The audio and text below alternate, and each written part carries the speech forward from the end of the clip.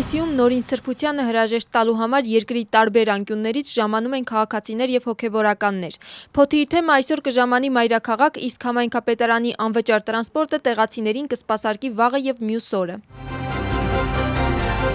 Կաթողիկոս պատրիարք Իլիա II հոգեհանգստին եւ հուղարկավորությանը ներկա գտնվել ցանկացողների համար մարտի 21-ին եւ 22-ին անվճար տրանսպորտ կգա նաեւ Աջարիայից։ Քաղաքացիներին կոչ են անում քաղաքապետարաններում ժամանակին անցնել գրանցում։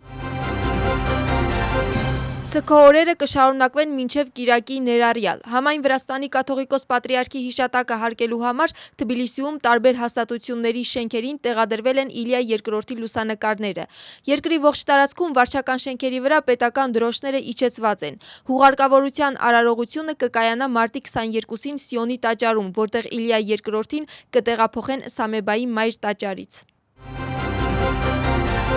Իլիա II մահվան կապակցությամբ ցավակցական նամակ է հրապարակում ԱՄՆ-ի պետքարտուղար Մարկո Ռուբիոն։ Մենք սգում ենք նորին սրբություն համայն Վրաստանի կաթողիկոս պատրիարք Իլիա II մահը եւ անկեղծ ցավակցություն ենք հայտնում վրաց ժողովրդին, ինչպես նաեւ Վրաստանի ուղղափառ եկեղեցու ծխականներին։ Նրա հոգեվոր առաջնորդությունն ու անջնջելի ժառանգությունը կհիշվեն ապագա սերունդների կողմից։ Թող հանգչի խաղաղությամբ, ասվում է հայտարարության մեջ։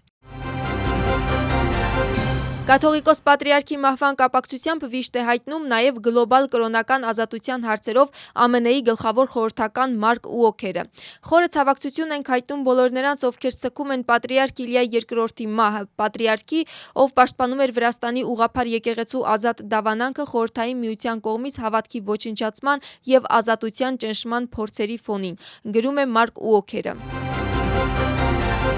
Կաթողիկոս պատրիարքին հրաժեշտ են տվել նրա սաները։ Նորին սրբության կողմից մկրտվածները հավաքվել են Ավլաբարի մետրոյի մոտ եւ սպիտակ վարդերով քայլերթ են կազմակերպել դեպի Սամեբայի մայր տաճար։ Նրանք վերջին հարգանքի տուրքն են մատուցել պատրիարքի հիշատակին։ Իլիա II մինչև 50,000 երեխայի կնքահայր էր։ 2008 թվականին հենց նորին սրբությունն ու երանությունը հիմք դրեց համընդհանուր մկրտության ավանդույթին, որը դարձել է ավանդույթ։ Սա ծնելիության մակարդակը բարձրացնելու եւ երկրի ժողովրդագրական իրավիճակը բարելավելու համար կայացրած որոշում էր։ Պատրիարքի սաներն էին դառնում պսակադրված ընտանիքների երրորդ եւ հաջորդ երեխաները։